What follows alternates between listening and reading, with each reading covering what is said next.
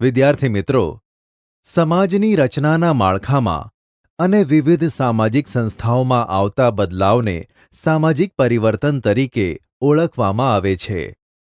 પશ્ચિમીકરણ, વૈશ્વિકીકરણ અને શહેરીકરણના કારણોસર સામાજિક સંબંધોમાં, કુટુંબ વ્યવસ્થામાં, લગ્ન વ્યવસ્થામાં, સંસ્કૃતિમાં લોકોની જીવનશૈલી, સાહિત્ય, કલા, સંગીત અને નૃત્યના ક્ષેત્રોમાં આમૂલ સાંસ્કૃતિક પરિવર્તનો આવ્યા છે, જેને કારણે લોકો એકબીજાની સંસ્કૃતિથી પરિચિત થયા.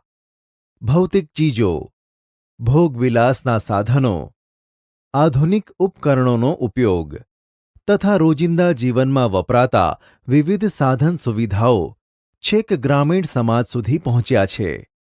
લોકોના ઘરો, તેની બાંધણીમાં તથા બાંધકામની અદ્યતન શૈલીમાં પરિવર્તનો આવ્યા. સમાજમાં ભૌતિક પરિવર્તનો થકી લોકોના જીવન ધોરણ સુધર્યા. જીવનશૈલીમાં પાશ્ચાત્ય સંસ્કૃતિની છાંટ દેખાવા કે અનુભવવા લાગી. તેની સાથે જ સમાજની રચના અને કાર્યોમાં પણ પરિવર્તનો આવ્યા. તેને સામાજિક પરિવર્તન કહી શકાય. કાયદાના સામાન્ય જ્ઞાનની જરૂરિયાત શા માટે? વિદ્યાર્થી મિત્રો, કાયદાના સામાન્ય જાણકારી, જ્ઞાન અને સમજ હોવા અત્યંત જરૂરી છે. 1. કાયદાના સામાન્ય જ્ઞાન અને કાયદાના શિક્ષણ થકી પ્રજાજન કાયદાનો ભંગ કરતાં કે ગુનાહિત કાર્ય કરતાં અટકે છે અને શિક્ષા દંડની જોગવાઈઓથી બચી શકે છે. 2. શોષણ અને અન્યાય સામે લડવા કેવા કાયદેસરના પગલાં લઈ શકાય તેનું માર્ગદર્શન મેળવી શકે છે. 3. બંધારણીય હકો અને વ્યક્તિગત હિતોના રક્ષણાર્થે અધિકારો સારી રીતે ભોગવી શકે છે. 4. વ્યક્તિના સંરક્ષણ અને ઉત્કર્ષ અર્થે બનાવેલી વિવિધ કાયદાકીય જોગવાઈઓથી તે માહિતગાર બને છે. 5. સમાજ, રાજ્ય અને રાષ્ટ્ર પ્રત્યે તેની વફાદારી વધે છે. 6. સમાજના જવાબદાર નાગરિક તરીકેના હક્કો, અધિકારોથી વંચિત ન રહે તેમજ સામાન્ય નાગરિક તરીકેની ફરજો અદા કરી શકે તે માટે. 7. કાયદાના જ્ઞાન અને સમજથી પ્રત્યેક વ્યક્તિ સમાજમાં પ્રતિષ્ઠા અને ગૌરવભર્યું જીવન જીવી શકે તે માટે કાયદાનું સામાન્ય જ્ઞાન અને જાણકારી અત્યંત જરૂરી છે. નાગરિકોના અધિકારો.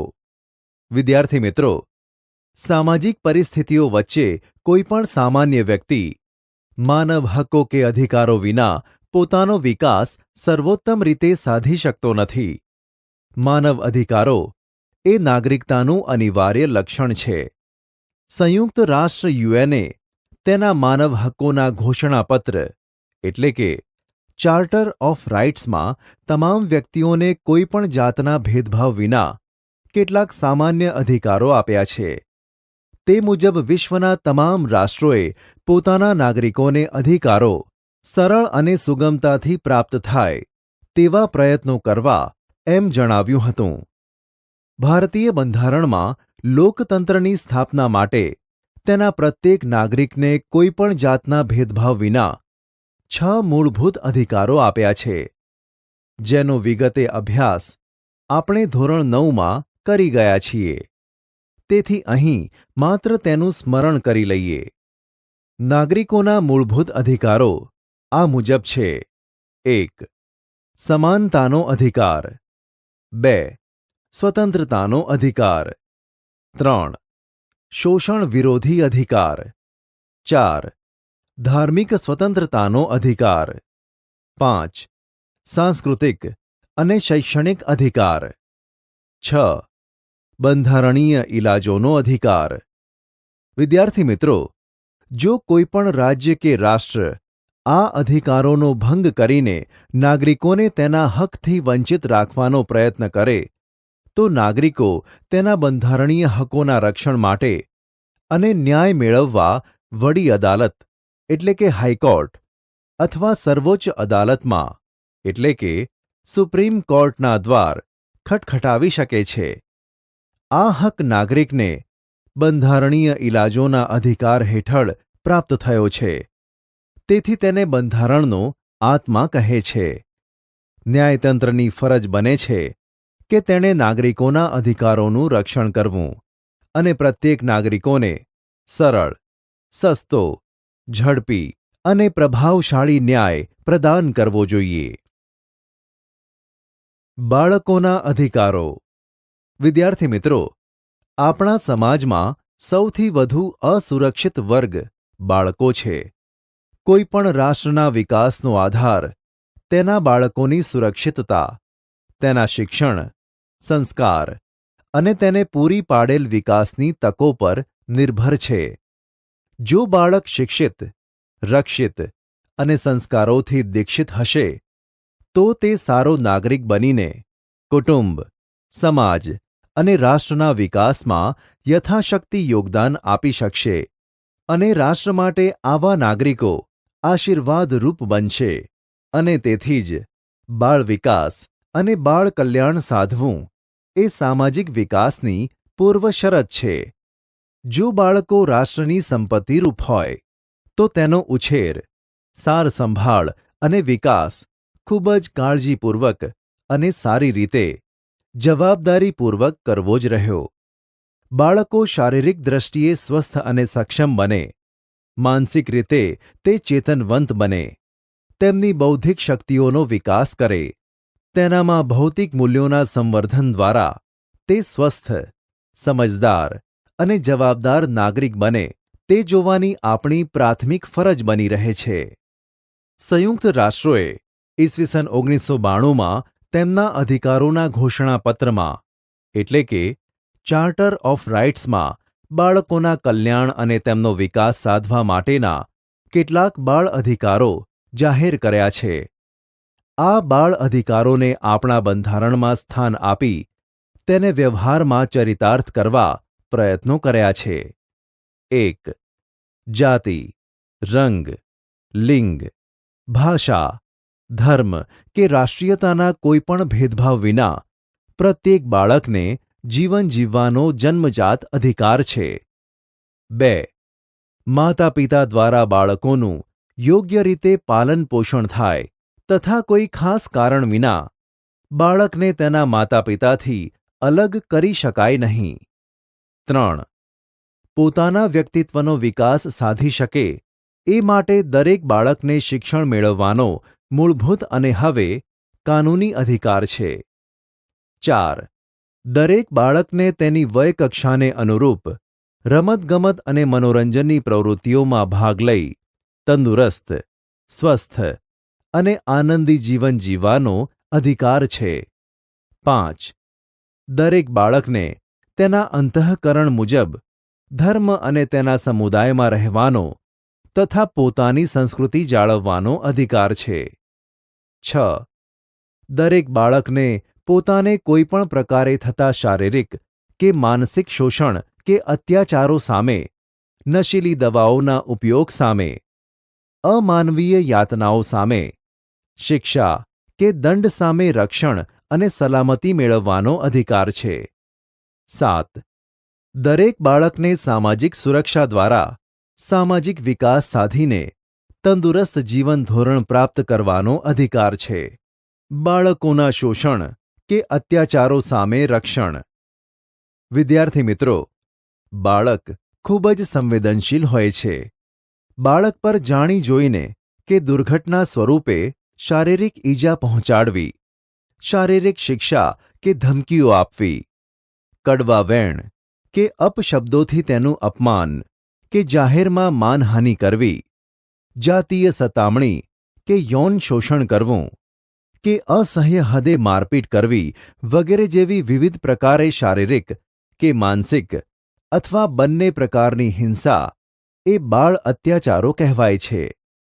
મોટે ભાગે બાળકોનું શોષણ કે તેના પર અત્યાચારો તેના સગા સંબંધીઓ, સ્વજનો, નિકટના મિત્રો, પાડોશીઓ, નજીકની પરિચિત વ્યક્તિઓ કે માતા પિતા દ્વારા થતા હોવાના સમાચારો વર્તમાનપત્રો, ટીવી કે અન્ય સમૂહ માધ્યમો દ્વારા જોવા કે જાણવા મળે છે, ત્યારે આપણી ફરજ બને છે કે 1.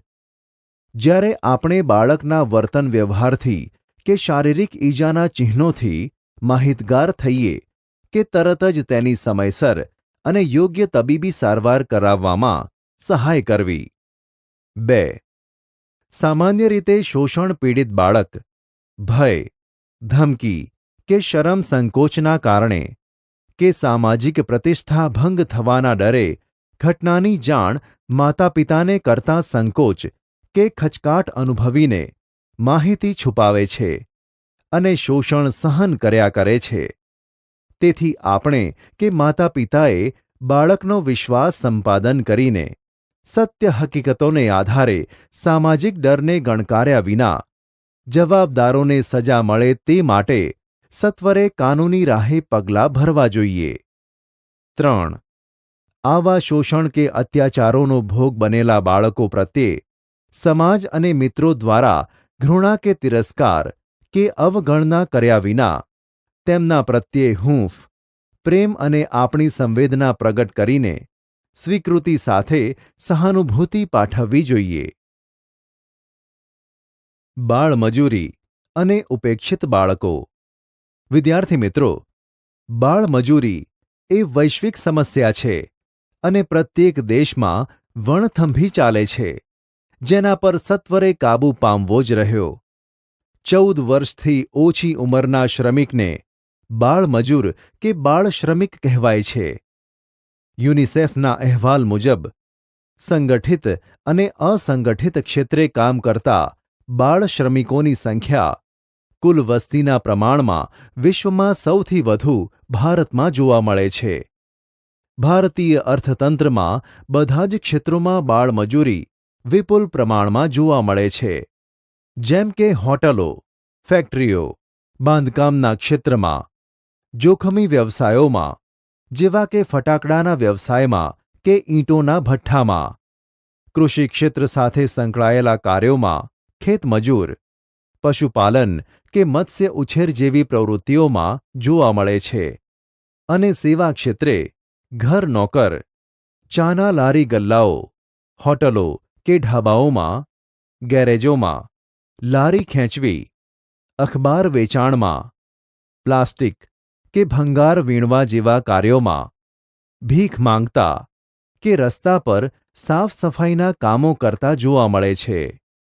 બાળમજૂરી માટેના કારણો. વિદ્યાર્થી મિત્રો, ઉપરોક્ત ક્ષેત્રોમાં બાળમજૂરોની સ્થિતિ અત્યંત દયાજનક છે. આ સ્થિતિ જ બાળ અપરાધીને જન્મ આપતું એક જવાબદાર કારણ છે. બાળમજૂરી મજબૂરીવશ કરવા પાછળના કારણો ઘણા છે, જેમ કે ગરીબી, માતા પિતાની નિરક્ષરતા, કુટુંબનું મોટું કદ, કૌટુંબિક જરૂરિયાતોને પહોંચી વળવા કુટુંબની આવકમાં બાળમજૂરી કરીને આવક વધારવાના પ્રયાસરૂપે, કુટુંબના પુખ્ત સભ્યોની બેકારી, ઘરેથી ભાગીને શહેરમાં વસતા બાળકો આશ્રયના અભાવે પોતાનું જીવન ટકાવવા, આજીવિકા મેળવવા, અનાથ કે નિરાધાર બાળકો કે તેમના સગા સંબંધીઓ દ્વારા કે આશ્રય આપનારાઓ દ્વારા અપાતા આશ્રય, ભોજન આપવાના બદલામાં દબાણપૂર્વક બાળમજૂરીની ફરજ પાડવામાં આવે છે. બાળ શ્રમિકોની માંગ વિપુલ પ્રમાણમાં હોવાના કારણો. વિદ્યાર્થી મિત્રો, ઘણા ઉદ્યોગોમાં માલિકો કે કામે રાખનાર શેઠિયાઓ પોતાને ત્યાં પુખ્ત વયના શ્રમિકો કરતાં બાળ શ્રમિકોને રોજગારી રાખવાનું વધુ પસંદ કરે છે. નીચેના વિવિધ કારણોસર બાળ શ્રમિકોની માંગ વિપુલ પ્રમાણમાં જોવા મળી છે. 1. બાળ શ્રમિક એ શ્રમનું સસ્તામાં સસ્તું ઉત્પાદનનું સાધન છે. પુખ્ત વયના શ્રમિકો કરતાં બાળ શ્રમિકો પાસે તુલનાત્મક રીતે ઓછા વેતને કે ઓછી મજૂરી પગાર ચૂકવીને કામ કરાવી શકાય છે. 2. તેઓ અસંગઠિત હોય. સંગઠનના અભાવે માલિકો વિરુદ્ધ તેઓ અવાજ ઉઠાવી શકતા નથી કે વિરોધ પ્રદર્શિત કરી શકતા નથી. તેથી બાળ શ્રમિકોનું સરળતાથી તેને ખબર ન પડે તે રીતે વિવિધ સ્વરૂપે શોષણ કરી શકાય છે. 3.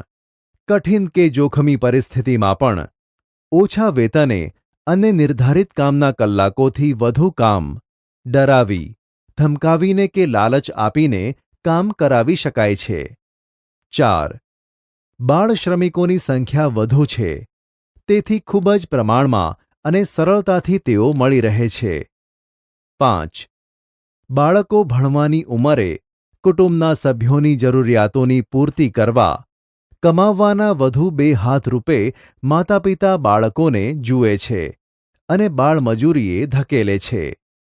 આમ બાળકોની નાની ઉંમરમાં રમતગમત, મનોરંજન, આરામ, બાળપણ, માતાપિતાના પ્રેમ, હૂંફ, સાર સંભાળ અને શિક્ષણથી વંચિત રહી જાય છે. તેમાંના કેટલાક કુમળી વયે ગુનાહિત પ્રવૃત્તિઓ કરીને બાળ ગુનેગાર બને છે. બાળમજૂરી અટકાવવાના ઉપાયો. વિદ્યાર્થી મિત્રો, બાળમજૂરી કે બાળ શોષણ કે અત્યાચારોને રોકવા માટે સરકારે કેટલાક બંધારણીય જોગવાઈઓ કરી છે, જે આ મુજબ છે. બંધારણીય જોગવાઈઓમાં અ. 14 વર્ષથી ઓછી વયના બાળકને કોઈ કારખાનામાં કે કોઈ પણ કામ ધંધામાં કે વ્યવસાયમાં નોકરીએ રાખી શકાશે નહીં. આના ભંગ બદલ નોકરીદાતા સામે કાનૂની રાહે પગલાં ભરીને સજા કરાવી શકાય છે. બ. બાળપણમાં કે કિશોર અવસ્થામાં તેનું કોઈ પણ પ્રકારે શોષણ ન થાય તથા તેને નૈતિક સુરક્ષા અને ભૌતિક સુવિધાથી વંચિત કરી શકાશે નહીં. ક. બંધારણનો અમલ શરૂ થયાના 10 વર્ષમાં 14 વર્ષની ઉંમર સુધીના તમામ બાળકોને મફત અને ફરજિયાત શિક્ષણનો પ્રબંધ સરકારે કરવાનો રહેશે.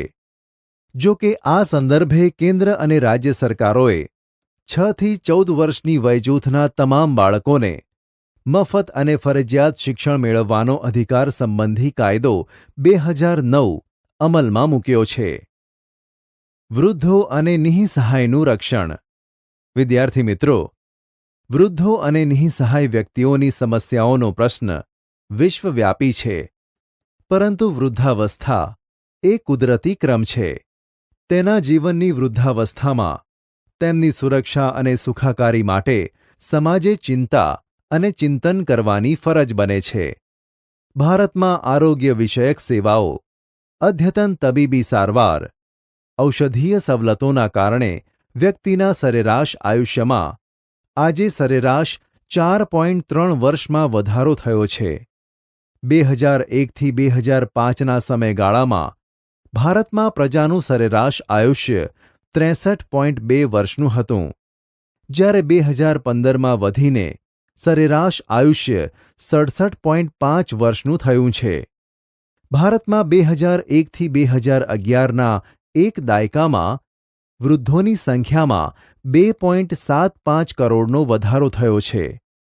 2011માં એક અંદાજ મુજબ વૃદ્ધ મહિલાઓની સંખ્યા 5.28 કરોડ હતી, જ્યારે પુરુષ વૃદ્ધોની સંખ્યા 5.11 કરોડની હતી. ભારતમાં સૌથી વધુ વૃદ્ધોની સંખ્યા અરુણાચલમાં છે. ગુજરાતમાં વૃદ્ધોની સંખ્યા અંદાજે 35 લાખથી વધુ છે. વૃદ્ધોની વધતી વસ્તી અને તેમના સરેરાશ આયુષ્યમાં વધારો થવાથી સામાજિક અને શારીરિક સમસ્યાઓ જન્મ લઈ રહી છે. પશ્ચિમી સંસ્કૃતિ, વિભક્ત કુટુંબમાં રહેવાની ઘેલછાએ સંતાનો આ વૃદ્ધ માતાપિતા તરફની નૈતિક ફરજો, મૂલ્યો અને સંસ્કૃતિ ભૂલ્યા છે.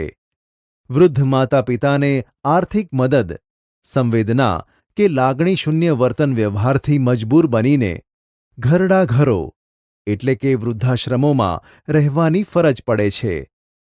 વૃદ્ધોની સમસ્યાઓ પ્રત્યે લોકોનું ધ્યાન ખેંચવા માટે સંયુક્ત રાષ્ટ્રોએ એટલે કે યુનાઇટેડ નેશન્સે સન 1999ના વર્ષને આંતરરાષ્ટ્રીય વૃદ્ધ વર્ષ તરીકે ઘોષિત કર્યું હતું. તેમજ પ્રત્યેક વર્ષે તારીખ 1 ઓક્ટોબરના દિવસને વિશ્વ વૃદ્ધ દિન તરીકે આંતરરાષ્ટ્રીય સ્તરે ઉજવવામાં આવે છે. વૃદ્ધો અને નિઃસહાય વ્યક્તિઓનું રક્ષણ અને સલામતી સંદર્ભે સરકારે લીધેલા પગલાઓ નીચે મુજબ છે. વૃદ્ધો અંગેની રાષ્ટ્રીય નીતિ 1999 કેન્દ્ર સરકાર દ્વારા અમલમાં આવી છે, જે અન્વયે વૃદ્ધોને પેન્શન કે આર્થિક સહાય આપવામાં આવે છે. સિનિયર સિટીઝન્સ માટેની સ્કીમ હેઠળ વૃદ્ધોને બેંક કે પોસ્ટ ઓફિસમાં મૂકેલ ડિપોઝિટ પર વધુ વ્યાજની સવલત, બસ, રેલવે કે હવાઈ મુસાફરીમાં પુરુષ સ્ત્રીઓને ટિકિટના દરમાં 30%થી 50% સુધીની રાહત આપવામાં આવે છે. રાજ્ય સરકારે પ્રત્યેક જિલ્લામાં એક સુવિધાયુક્ત ઘરડાઘરો ખોલ્યા. શહેરોમાં વૃદ્ધો માટે અલગ બગીચાઓ ખુલ્લા મૂક્યા. વૃદ્ધાશ્રમોમાં સંગીત, યોગ, રમતગમત કે માનસિક ક્ષમતા વધે તેવી પ્રવૃત્તિઓ દ્વારા જીવનમાં શાંતિ સ્થાપવાનો પ્રયાસ કર્યો છે. વૃદ્ધોની સુરક્ષા અને સલામતી માટે તથા ઘરેલું હિંસા, શોષણ કે અત્યાચારો સામે રક્ષણ આપવા સરકારે માતા પિતા અને સિનિયર સિટીઝન્સની સારસંભાળ અને કલ્યાણ સંબંધી કાયદો 2007 અમલમાં મૂક્યો છે, જે અન્વયે વૃદ્ધોને હેરાન કરતા તેના સંતાનોને સજા અને દંડ કરવાની જોગવાઈ કરી છે.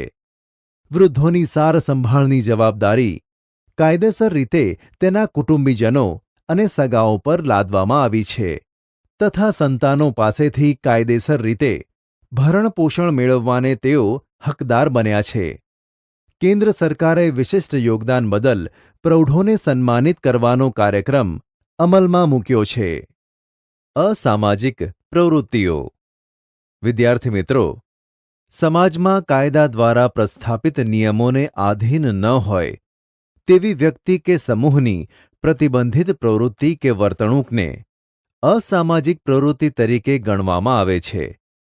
સમાજમાં કેટલીક અપરાધજન્ય પ્રવૃત્તિઓ, અસામાજિક કે પ્રતિબંધિત પ્રવૃત્તિઓ આપણને જોવા મળે છે, જેવી કે ખૂન, ચોરી, અપહરણ, લૂંટફાટ, છેતરપિંડી, બળાત્કાર, સ્ત્રી બાળાઓનો અનૈતિક વેપાર, છળકપટ અને સાયબર ક્રાઇમ વગેરે, જેને બ્લુ કોલર અપરાધ કહે છે.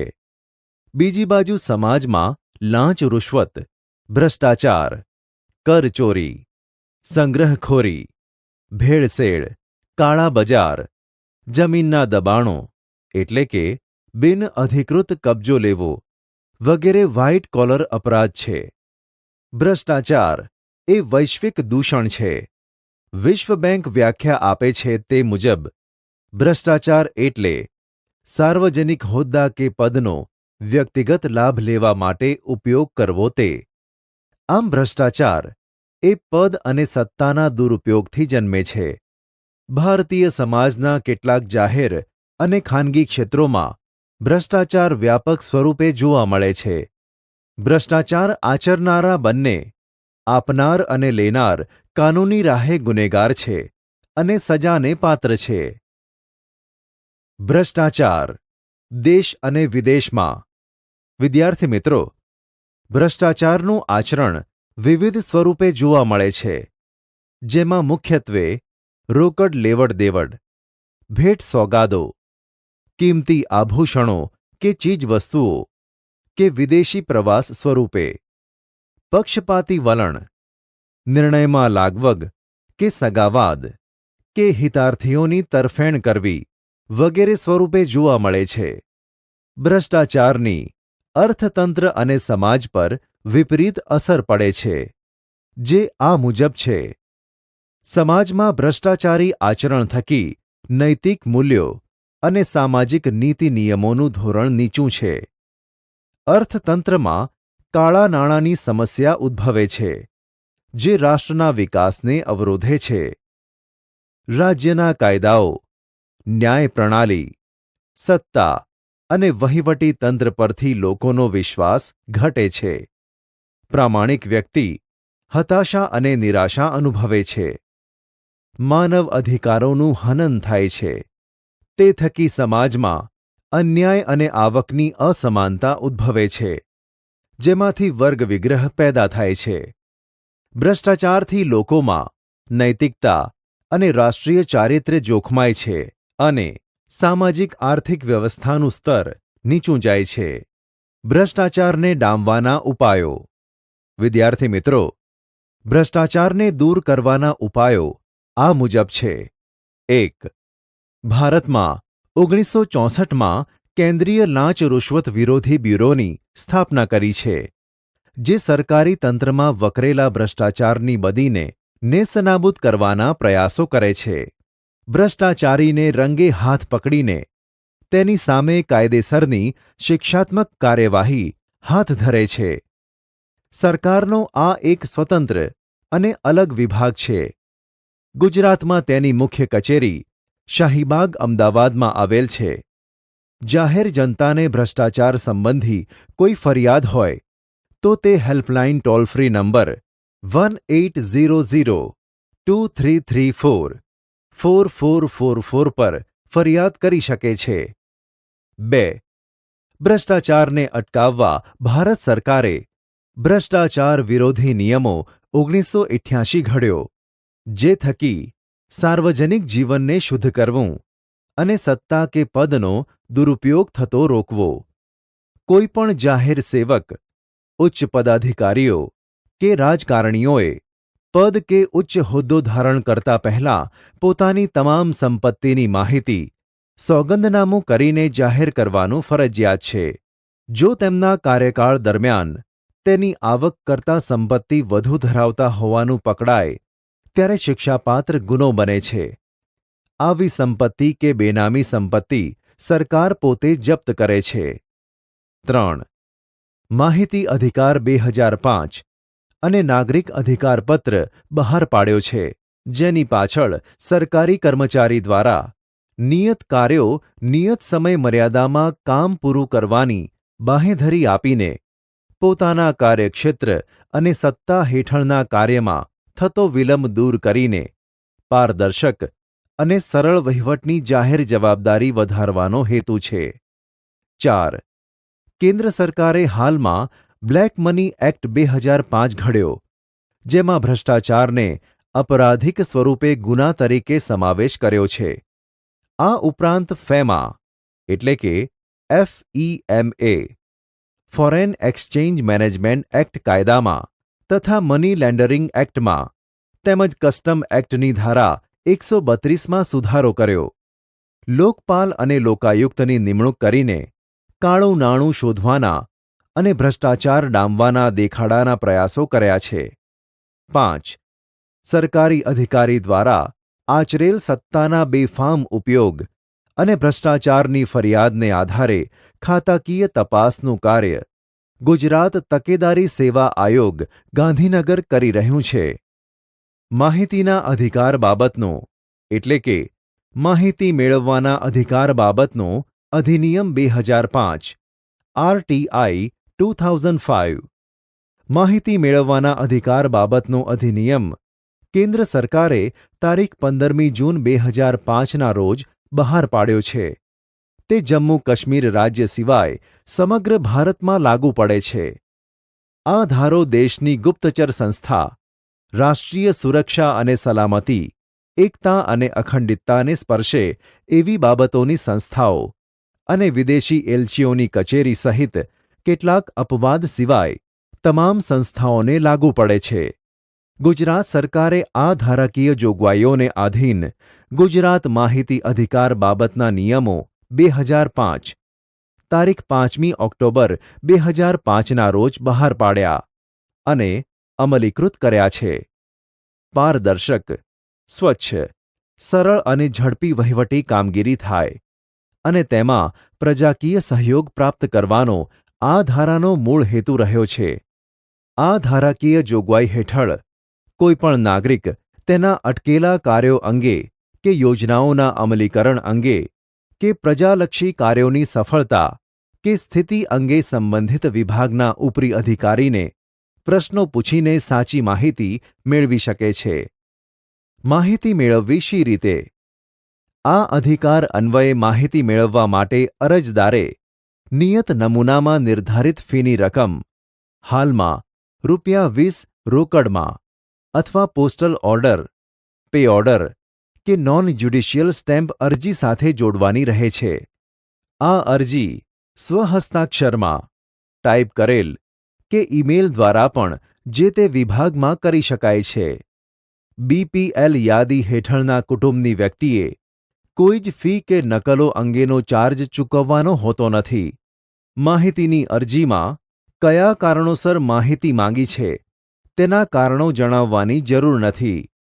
અરજી મળ્યાની પહોંચ નમૂનામાં જે તે મદદનીશ જાહેર માહિતી અધિકારીએ એટલે કે એપીઆઈઓએ અરજીનો ક્રમાંક એટલે કે આઈડી નંબર પાડીને અરજદારને એક નકલ આપશે. ત્યાર પછીના અરજી સંદર્ભના પત્રવ્યવહારમાં આઈડી ક્રમાંક દર્શાવવાનો હોય છે. માહિતી મેળવવાની અરજી સ્વીકાર્યાના 30 દિવસમાં અરજીનો નિકાલ એપીઆઈઓ કરશે એટલે કે મદદનીશ જાહેર માહિતી અધિકારી કરશે.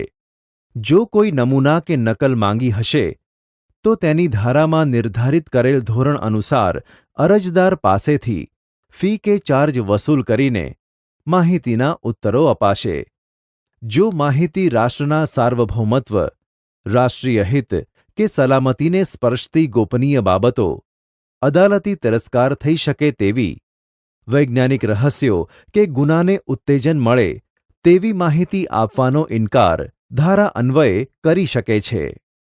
અપીલની જોગવાઈ: જો જે તે વિભાગ 30 દિવસમાં માહિતીનો નિકાલ ન કરે કે માહિતી આપવાનો ઇનકાર કરે તો નારાજ થયેલ પક્ષકાર જાહેર માહિતી અધિકારી એટલે કે પીઆઈઓને હુકમ મળ્યાના 30 દિવસમાં પ્રથમ અપીલ કરી શકે છે.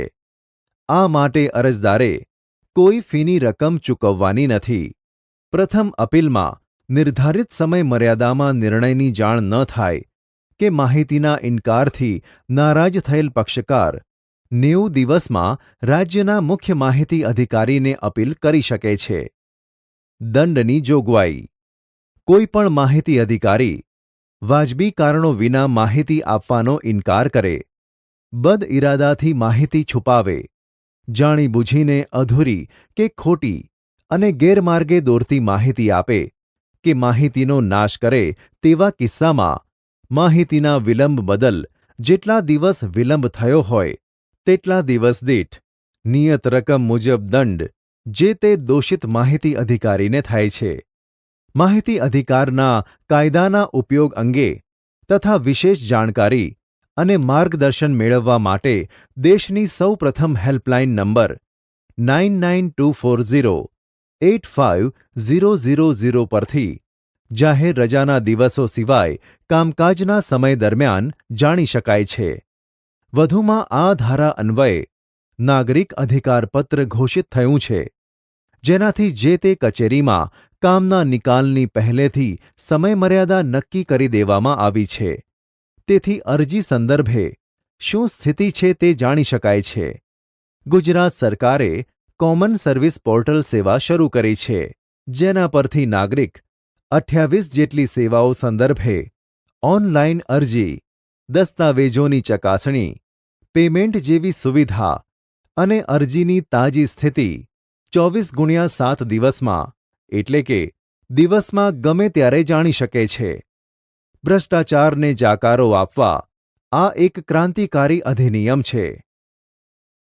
બાળકોને મફત અને ફરજિયાત શિક્ષણના હકનો કાયદો 2009 આરટીઈ 2009 એટલે કે રાઇટ ટુ એજ્યુકેશન 2009.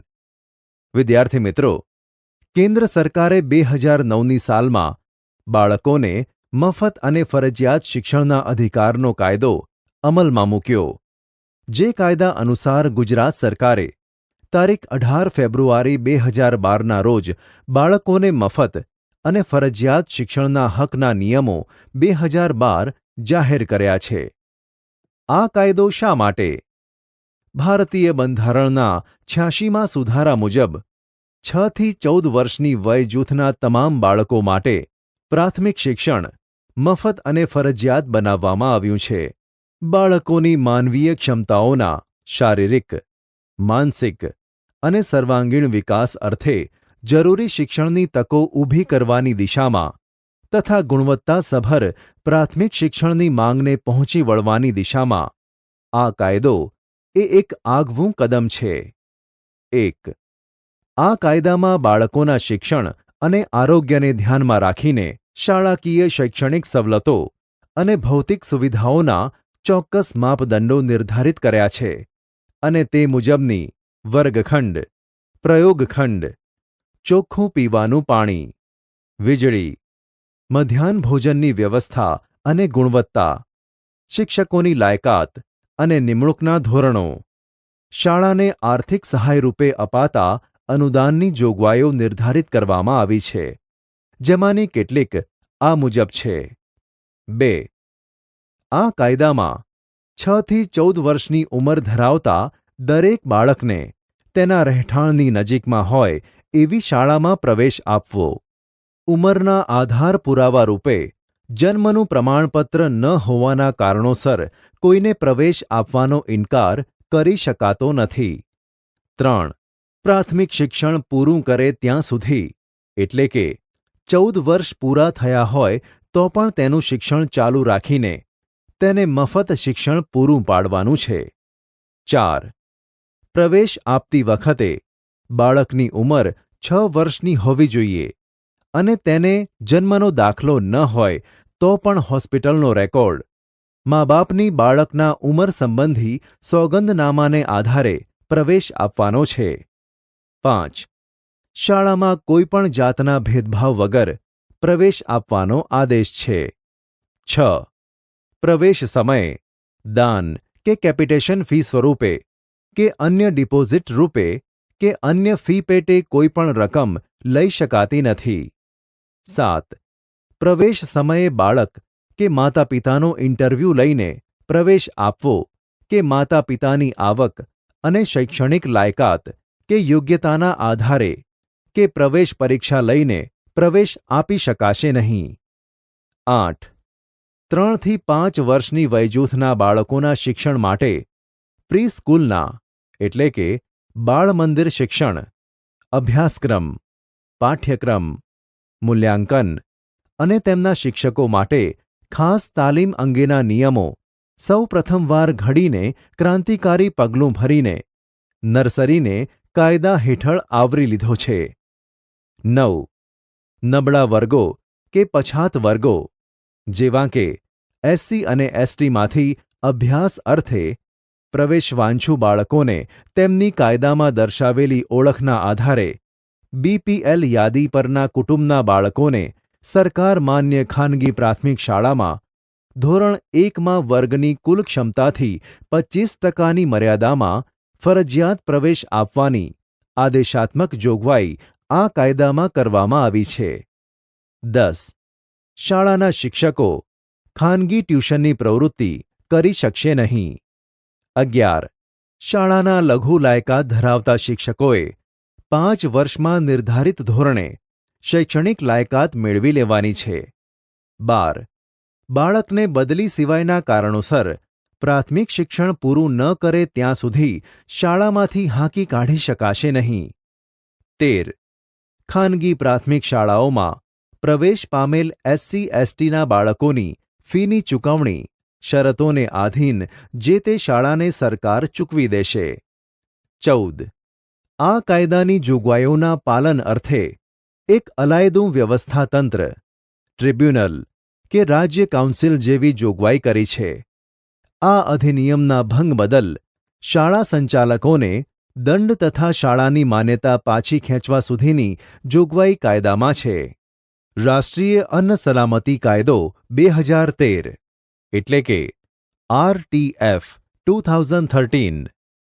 વિદ્યાર્થી મિત્રો, અન્ન સુરક્ષા એટલે દરેક વ્યક્તિ માટે બધા જ સમયે સક્રિય અને સ્વસ્થ જીવન માટે પૂરતા પોષણક્ષમ આહારની પ્રાપ્તિ. કેન્દ્ર સરકાર દ્વારા તારીખ 5 જુલાઈ 2013ના રોજથી આ વિધેયક અમલમાં આવ્યું. અન્ન સલામતી વિધેયકની જરૂરિયાત અથવા તો હેતુઓ: 1. દેશની વધતી જતી વસ્તીની અનાજની કુલ માંગને સંતોષવા તેમજ દરેક સમયે પૂરતા પ્રમાણમાં સસ્તા દરે ગુણવત્તાસભર અનાજ પૂરું પાડવું. 2. બાળકોમાં કે પ્રજામાં કુપોષણની સમસ્યા નિવારવા માટેનો યોગ્ય પ્રબંધ કરવા અને પોષણક્ષમ આહારના કુલ ઉત્પાદનમાં વધારાને પ્રોત્સાહન આપવા માટે. 3. જાહેર વિતરણ પ્રણાલી એટલે કે પીડીએસને વધુ સુદૃઢ, પારદર્શક અને સરળ બનાવવા. 4. અંત્યોદય યોજના અને બીપીએલ યાદીમાં નોંધાયેલા અગ્રીમ કુટુંબોને અન્ન સુરક્ષા, પોષણક્ષમ આહાર રૂપે જરૂરી માત્રામાં રાહત દરે અનાજ ઉપલબ્ધ કરાવવા માટે અને તેને આનુષંગિક બાબતો સરળતાથી મળી રહે તે માટે. 5. ગર્ભવતી સ્ત્રીઓ, સ્તનપાન કરાવતી માતાઓ એટલે કે ધાત્રી માતાઓને પોષણક્ષમ માત્રામાં અનાજની જરૂરિયાતની સહાય કરવા માટે. કેટલીક ધારાકીય જોગવાઈઓ. ધારા હેઠળ અને મા અન્નપૂર્ણા યોજના મુજબ શહેર કે ગ્રામ વિસ્તારમાં જરૂરિયાતમંદ મધ્યમ વર્ગના ગરીબ કુટુંબોને વ્યાજબી ભાવથી અનાજ પૂરું પાડવામાં આવે છે. તે મુજબ રાજ્યના અંત્યોદય કુટુંબોને પ્રતિમાસ 35 કિલોગ્રામ અનાજ મફતમાં પૂરું પાડવામાં આવે છે. આ યોજના હેઠળના તમામ લાભાર્થીઓને અનાજ પેટે ઘઉં ₹2 પ્રતિ કિલો અને ચોખા ₹3 પ્રતિ કિલો અને મોટું જાડું અનાજ ₹1 પ્રતિ કિલોના ભાવે સમયસર, નિયત માત્રામાં, ગુણવત્તાસભર અનાજ જાહેર વિતરણ પ્રણાલી એટલે કે પીડીએસ હેઠળ નિયત શરતોને આધીન પૂરું પાડવામાં આવે છે. ગર્ભવતી સ્ત્રીઓને પ્રસૂતિ સહાય રૂપે ₹6,000ની રકમ કેન્દ્ર સરકાર દ્વારા ચૂકવાશે. આ વિધેયક હેઠળ રાજ્ય સરકાર દ્વારા લાભાર્થીઓને ભોજન કે અનાજના બદલામાં અન્ન સુરક્ષા ભથ્થું મેળવવા હકદાર બનાવી શકે છે. આ ધારા મુજબ ગુજરાત સરકાર અંત્યોદય અને બીપીએલ પરિવારોને દર માસે ખાંડ, આયોડાઇઝ્ડ મીઠું, કેરોસીન અને વર્ષમાં 2 વખત ખાદ્ય તેલનું રાહત દરે વિતરણ રેશનિંગની દુકાનો મારફત કરવામાં આવે છે. રાજ્ય સરકારો આ અગ્રીમ કુટુંબોની યાદી અદ્યતન કરશે અને સુધારશે તથા આવી નામોની યાદીઓ એટલે કે કુટુંબની મહિલાના નામે ગ્રામ પંચાયત, ગ્રામ સભામાં, વોર્ડ સભામાં, ઈ-ગ્રામ કે વ્યાજબી ભાવની દુકાનો કે મામલતદારની કચેરીઓ પુરવઠા વિભાગની વેબસાઇટ પર જાહેરમાં પ્રદર્શિત કરશે. જાહેર વિતરણ પ્રણાલીમાં સુધારણા કરીને તેને સુદૃઢ બનાવીને ભ્રષ્ટાચાર મુક્ત વિતરણ વ્યવસ્થા માટે બાયોમેટ્રિક ઓળખ, EPIC card, barcoded ration card કે અન્ન કૂપન તથા વેબ કેમેરાથી ઇમેજ લેવાના પગલાં ભર્યા છે. આ વિધેયક હેઠળ આંતરિક ફરિયાદ નિવારક તંત્ર ઊભું કરવું અને ફરિયાદોના નિવારણ અર્થે નોડલ અધિકારી નીમવા, અનાજ વિતરણ વ્યવસ્થાનું નિયમન અને નિયંત્રણ અને ફરિયાદ અર્થે રાજ્યમાં રાજ્ય અન્ન આયોગની રચના અને ફૂડ કમિશનરની નિમણૂક કરવાની રહેશે. આમ રાષ્ટ્રીય અન્ન સલામતી ધારાની અનેક જોગવાઈઓ અંતર્ગત મા અન્નપૂર્ણા યોજના અન્વયે ગુજરાતના આશરે 3.62 કરોડ જરૂરિયાતમંદ નાગરિકોને રાહત દરે અનાજ આપવાની કલ્યાણકારી યોજના રાજ્ય સરકારે અમલમાં મૂકીને આવકારવાદાયક પગલું ભર્યું છે.